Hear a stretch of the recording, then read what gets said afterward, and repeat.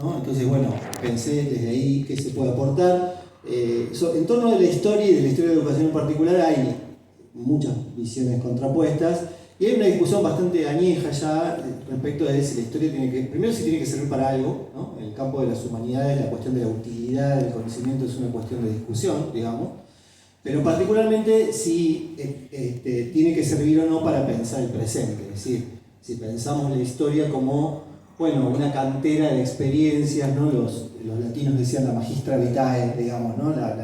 La que nos enseña, ¿no? Aspectos de la vida pasada para pensar el presente. Yo me inclino un poco por esa alternativa, creo que hay cosas de la historia que nos sirven para pensar aspectos del presente. Pero bueno, me voy a centrar en algunas cuestiones de la historia. Yo hoy pensé como en un punteo que tiene que ver con, por un lado, bueno, ubicar, sin compartir la conversación en la clase de historia, ubicar algunas coordenadas de los debates en torno de la ley 420. Algunos nos resultan seguramente muy conocidos, porque bueno, son los que clásicamente sirvieron para caracterizar el momento y el contenido de esa discusión, y otros quizás no sean tan conocidos o requieran un repaso, una revisión para poder ponerlos en perspectiva. Después me quería centrar en pensar un poco lo que podríamos llamar los enemigos de la ley 420, quienes se opusieron de alguna forma a las definiciones de esa ley o los alcances que esa ley iba a tener. Luego pensar algo sobre las consecuencias, muy cortito, pero pensar algo sobre las consecuencias de mediano y largo plazo de esa legislación.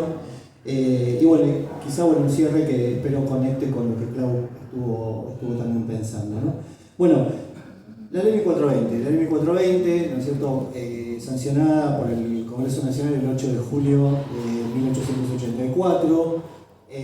Después de un largo debate, ¿no? Es uno de esos debates parlamentarios que ha sido muchas veces estudiado, ¿no? Las actas del debate parlamentario en torno a la ley 420, la voz del miembro informante sobre el oficialismo, las oposiciones, cómo se dividió la Cámara de Diputados en aquel momento, ¿no? En un bloque de liberales católicos y otro de liberales laicos, digamos, podríamos decir, en torno de la cuestión de la enseñanza religiosa. Eso es quizá algo de lo más conocido, ¿no? Y cómo la controversia en torno de la obligatoriedad o no de la enseñanza religiosa fue uno de los grandes temas de la polémica, una polémica que en realidad no arrancó con la ley 420, sino que venía de varios años antes, ¿no? Ya desde 1882 como mínimo, con el Congreso Pedagógico, ¿no es cierto?, se había abierto una discusión al respecto. Después voy a decir algo respecto de cómo se resolvió, si podemos decirlo de cierta manera, esa controversia y también qué proyecciones tenía sobre los debates de la época. Pero antes de eso quería mencionar algunos antecedentes que son los que llevan a pensar por qué fue necesario la sanción de esa ley, ¿no? La Constitución de 1853 menciona la cuestión educativa en 3 artículos. Y los 3 artículos son muy significativos para pensar cómo se ordenó, cómo se organizó en su etapa fundacional nuestro sistema educativo. El primer artículo en donde se menciona la cuestión educativa es el artículo 5 de la Constitución de 1853, y lo voy a leer porque me parece que deja bastante información para pensar un campo de problemas. El artículo 5 de la Constitución de 1853 decía: cada provincia confederada dictará para sí una constitución bajo el sistema representativo republicano, de acuerdo con los principios, declaraciones y garantías de la Constitución Nacional, y que asegure su administración de justicia, su régimen municipal y la educación primaria gratuita. Las constituciones provinciales serán revisadas por el Congreso antes de su promulgación, y bajo estas condiciones el gobierno federal garante a cada provincia el goce y ejercicio de sus instituciones. Concretamente, la educación primaria gratuita aparecía mencionada como una condición para que las provincias mantuvieran su autonomía.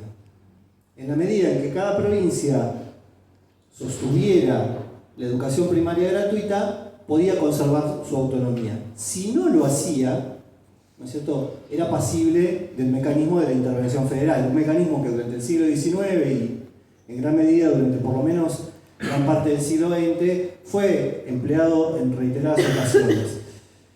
En el siglo XIX, este era, de los tres problemas, era el problema más acuciante. Muchas provincias, a partir de 1853, tuvieron muchos problemas para sostener la educación primaria obligatoria. Es decir, no cumplían con una de las condiciones necesarias para que se les garantizara su autonomía provincial. Sí cumplían en general con el régimen municipal y con la división de poderes, digamos, ¿no? Pero les costaba mucho más sostener la educación primaria gratuita. La segunda mención es quizá la más conocida, que es la del artículo 14 de la Constitución, que es el que, bueno, nos muestra toda esa nómina, ¿no? Esa lista de los derechos individuales, ¿no? Las libertades individuales, ¿no? La libertad de circular, la libertad de comerciar, la libertad de culto, de prensa, la libertad de enseñar y aprender, dice al final el artículo 14. Y la tercera mención es una mención de la que se desprende prácticamente la estructura de gobierno de nuestro sistema educativo, que es la del artículo 64 de la Constitución de 1853, en donde se le da al Congreso Nacional la atribución de fijar los planes para la educación secundaria y universitaria. ¿No? De esa estructura de la Constitución Nacional se desprende una división del trabajo, según la cual la educación primaria era responsabilidad de las provincias y la educación secundaria y universitaria responsabilidad nacional a través del Congreso Nacional.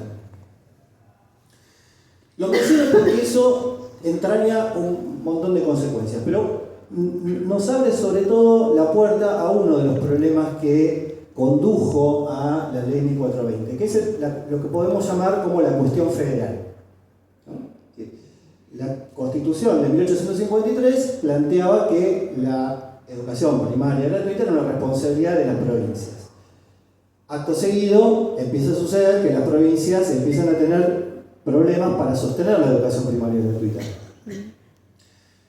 Por distintos mecanismos, el Tesoro Nacional auxiliaba a las provincias con subvenciones periódicas, hasta que en 1871 se aprobó una nueva ley, una ley de subvención nacionales a las provincias, que establecía que las provincias podían solicitar una subvención nacional para el sostenimiento de su educación primaria, pero a cambio debían entregar al Poder Ejecutivo Nacional información, estadísticas educativas, ¿no? De ahí se derivan los rudimentos de nuestro sistema de estadística educativa, ¿no? Es decir, el relevamiento de matrícula, la cantidad de docentes, la cantidad de escuelas, etcétera, etcétera. Y debían dejarse inspeccionar por el gobierno nacional. ¿Sí? La educación primaria era provincial, pero como el financiamiento por el subsidio era nacional, tenían que abrirse a la inspección nacional. Bien. 1875, 4 años más tarde, la provincia de Buenos Aires sanciona su ley de educación común. Una ley donde el papel de Sarmiento fue fundamental, ¿no? Un texto que fue inspirado en gran medida por la ciudad de Sarmiento, que establece mucho de lo que todavía hoy forma parte de la organización del sistema educativo de la provincia de Buenos Aires, algunas de sus instituciones de gobierno, como el Consejo General de Educación, la Dirección General de Escuelas, la estructura de los consejos escolares, los distritos escolares, etc. Hay todo un mapeo, ¿no? De población, territorio y escuela que se deriva de esa ley de 1875, y una apostilla. En 1875, la ciudad de Buenos Aires era la capital de la provincia de Buenos Aires. De manera que esa ley regía también para las escuelas que se encontraban en la ciudad de Buenos Aires. En 1880, ¿sí? 5 años más tarde, se produce la federalización de la ciudad de Buenos Aires, después de una confrontación entre el gobierno provincial y el gobierno nacional, el Poder Ejecutivo Nacional, que llevó, ¿no? A una campaña militar, ¿no? Una milicia provincial que se enfrenta con el ejército de Roca, ¿no? Y finalmente es derrotada, y la provincia de Buenos Aires pierde su ciudad capital, la ciudad de Buenos Aires. ¿Sí? Y eso hizo, bueno, 2 años más tarde se produce la fundación de la ciudad de La Plata, ¿no? Pero eso hizo que todas las escuelas de la capital federal, de lo que a partir de ese momento empezaba a ser la capital federal, se quedaran sin una legislación sobre la educación primaria. ¿Se entiende? Es decir, al federalizarse, ¿no? Dejan de regirse por la ley de 1875. En ese momento el gobierno de Julio Argentino Roca decide convocar a un Congreso Pedagógico Nacional. Esa era la época de la exaltación de los estados nacionales que se habían fundado durante el siglo XIX, es el momento de las grandes exposiciones internacionales, ¿no? Es el momento donde se erige la Torre Eiffel, por ejemplo, una exposición internacional en París. Y el Congreso Pedagógico es un congreso pedagógico internacional del que participan pedagogos y pedagogas, educadores y educadoras de gran parte del mundo, ¿no? De Europa particularmente, Estados Unidos, de gran parte de América Latina. Pero el objetivo que dispara ese congreso del 82 era sobre todo recibir insumos para formular una legislación que sirviera para las escuelas de la capital, las que habían quedado sin el amparo de la legislación de 1875. Bueno, la ley 1420 se deriva de ahí, ¿no? La ley 1420 es una ley que surge, digamos así, de la cuestión federal. Lo que nos resulta más conocido habitualmente es la cuestión del debate sobre la educación religiosa obligatoria o no, ¿no? La ley 1420, ustedes saben, a ver si acá tengo, sí. Escribo ordenado, pero soy un poco desordenado por favor, justamente. La ley 1420, bueno, establece, tiene todo un articulado muy profuso, cerca más de 80 artículos, ¿no es cierto?, que regulan muchos aspectos de la educación primaria, pero no solo de la educación primaria. A través de la regulación de la educación primaria también se regula la formación normalista, porque se regula el ejercicio profesional de las y los docentes que debían desempeñarse en esas escuelas primarias. Pero bueno, establece, como se sostiene en los primeros artículos, algunas cuestiones conocidas como la obligatoriedad, la gratuidad, la gradualidad, ¿no es cierto? Son aspectos que se regulan por la ley 1420, y en el artículo 8, que es el famoso artículo de la controversia sobre la educación religiosa, la ley 1420 sostiene que la enseñanza religiosa solo podrá ser dada en las escuelas públicas por los ministros autorizados de los diferentes cultos a los niños de su respectiva comunión y antes o después de las horas de clase. Es decir, no puede ser dado por los maestros o maestras, no puede ser dada durante el horario obligatorio de la escuela. Menciono esto porque ahí hay también otra parte de la controversia, digo, tal vez como entrar en algunas cuestiones un poco especializadas del debate historiográfico sobre la ley 1420, este artículo fue el que llevó más tiempo del debate parlamentario, es el que dividió los bloques, ¿no? El que llevó además a que hubiera un dictamen de minoría sobre la ley, digamos, ¿no? Que también se debatió en el pleno del Congreso, pero generalmente es malinterpretado. Solemos hablar de que, o sostener que la ley 1420 estableció la laicidad de la educación en la Argentina, y eso en cierta medida es erróneo. La resolución que se adopta en Argentina con la ley 1420 es una resolución que deriva de la posesión del liberalismo doctrinario del siglo XIX, ¿no? Y que tiene que ver con la idea de la libertad de culto más que con la idea del laicismo, ¿no? Lo que estaba por detrás era la idea del bloque liberal de una legislación que fuera amigable, digamos así, con inmigrantes de distintas regiones del mundo, ¿no? De manera que cada familia pudiera mandar a sus hijos a la escuela y mantener el culto que formará parte de su tradición, digamos, ¿no? Sin verse sometida a que sus hijos recibieran una educación religiosa obligatoria en un culto en particular, pero por otro lado, sin que se le prohibiera la profesión de su propio culto, digamos, ¿no? Es una solución distinta de la que, por ejemplo, adoptaron los liberales mexicanos, donde efectivamente se sancionó una ley de laicismo obligatorio que prohíbe la enseñanza de la religión en la escuela, ¿no? Es decir, se ve, ¿no? Es una solución en ese sentido diferente. Ahora, bueno, la ley 1420 tiene además, ¿no?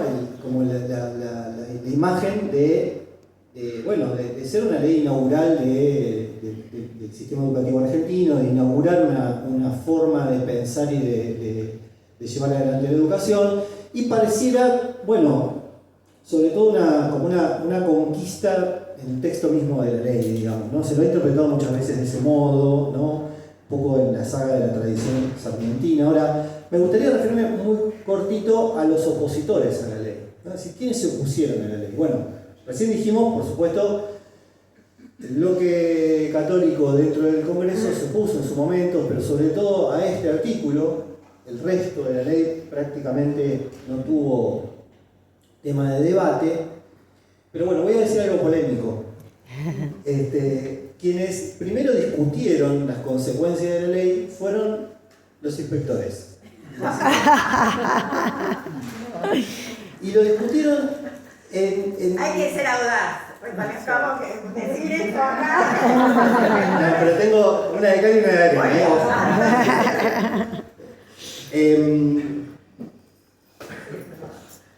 Estos inspectores, ¿se acuerdan que dijimos hace un ratito? Había estos inspectores nacionales que iban a las provincias digamos, a raíz de la subvención.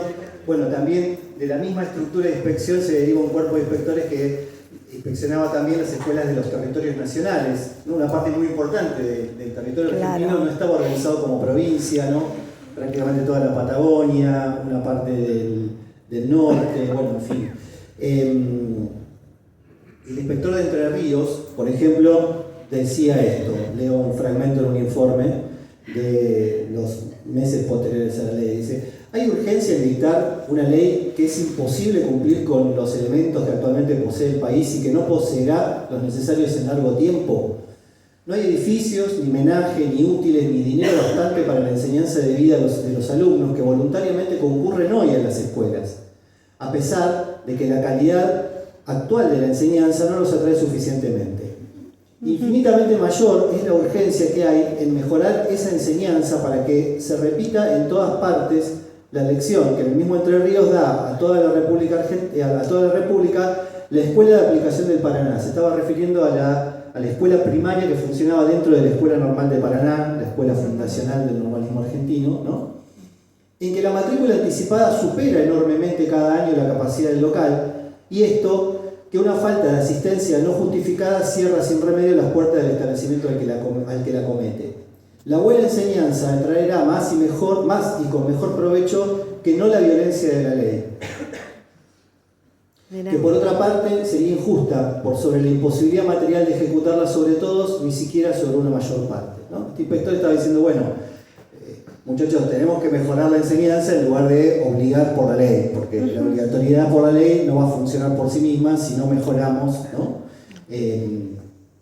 Poco tiempo más tarde otro inspector decía sobre la cuestión de la obligatoriedad, ¿no? Ahí hay algo que a mí me interesa particularmente ahora puntualizar. Decía: en uno de mis días de permanencia en la villa, este es el inspector de Santiago del Estero, invité al inspector local y al señor cura a que recorriéramos juntos las casas de los vecinos y les reclamásemos sus hijos para la escuela. El resultado de esa visita fue que trajéramos a la escuela y los matriculáramos a 14 niños, que con los 16 existentes hacían el número de 30. De los 14 niños, 6 estaban ya en la lista y 8 no. Alguien dijo: cuando se vaya no volverán más. Para impedir esto, contestamos que era el inspector local y usted, le dijo el cura, que era el que le dijo. Sí. ¿No? Ahora, ¿qué vemos acá? ¿Por qué traigo estos dos fragmentitos? Porque en el cuerpo de inspectores había una conciencia muy clara de que el texto de la ley no resolvía lo que la ley pedía. Que no alcanzaba con decir en la ley que la educación primaria era obligatoria y gratuita para que la escuela primaria se llenara de pibes y pibas. Que había que hacer otras cosas.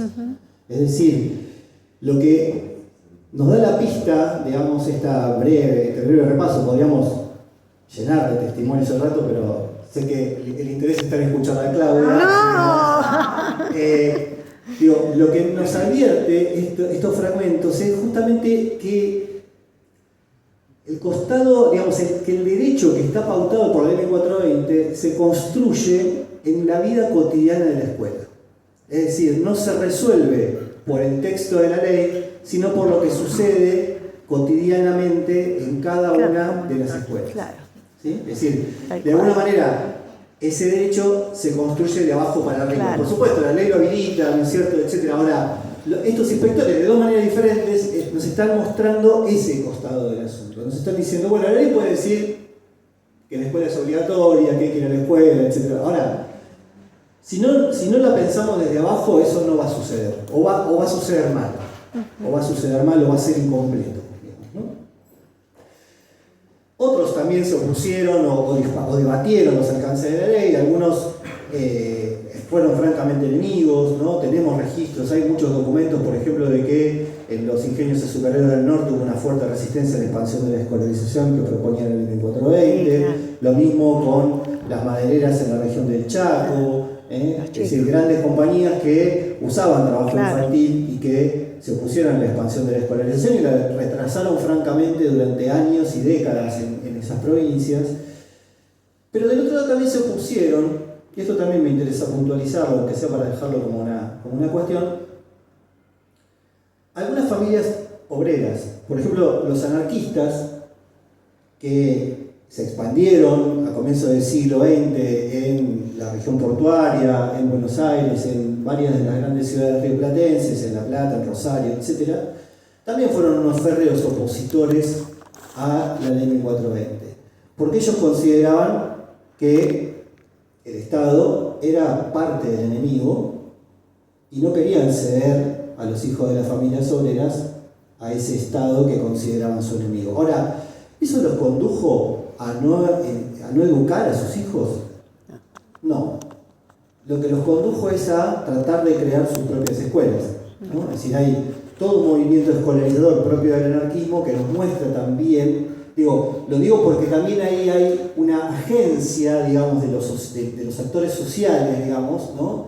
Que tratan de apropiarse de aquello que tal como se les ofrece, no les gusta, digamos, ¿no? Es decir, no es que se quedan pasivos, se resignan a quedar fuera de eso a lo que se oponen, sino que crean por supuesto, son instituciones, hoy podríamos discutir muchísimo la apuesta del anarquismo, ¿no es cierto? Y finalmente además, bueno, como dice Juan Zuliano, un historiador que trabajó sobre la temática, dice, bueno, hay un proyecto que fracasó, efectivamente, porque de esas escuelas nos quedan fuentes, pero no queda ninguna escuela en pie, porque finalmente la escuela pública estatal conquistó de alguna manera la población obrera, los hijos de las familias obreras encontraron un lugar allí, durante la década del 30, del 40, especialmente durante el primer peronismo que expandió fuertemente, ¿no? Eso es algo que muchas veces se pasa por alto. En general pensamos en el peronismo y pensamos en la política de educación técnica, en la gratuidad universitaria. Bueno, prácticamente duplicó el número de escuelas primarias, ¿no? Ese periodo de las primeras presidencias de Juan Domingo Perón llevó la educación primaria a regiones en donde todavía no había llegado y sobre todo franqueó, digamos así, el acceso al inicio en aquel momento del sistema educativo obligatorio a las familias obreras, digamos, ¿no? Es decir, ahí hay también un paso decisivo en la expansión de la educación primaria que se deriva de la ley 1420, ¿no? La construcción de escuelas, la acción estatal, ¿no? La ley 1420 dice algo también muy bonito, para pensar la cuestión del derecho, que es en el artículo 5 de la ley 1420, después de hablar de la obligatoriedad, etc., dice: la obligatoriedad escolar supone la existencia de la escuela pública gratuita al alcance de los niños en edad escolar. Es decir, la obligatoriedad escolar es una obligatoriedad para las familias, etcétera, etcétera, pero también es una obligatoriedad para el Estado. Claro. Supone la escuela pública gratuita al alcance de los niños en edad escolar. ¿Sí? La misma ley que obliga a las familias a mandar a los chicos a la escuela obliga al Estado a proveer escuela, ¿no?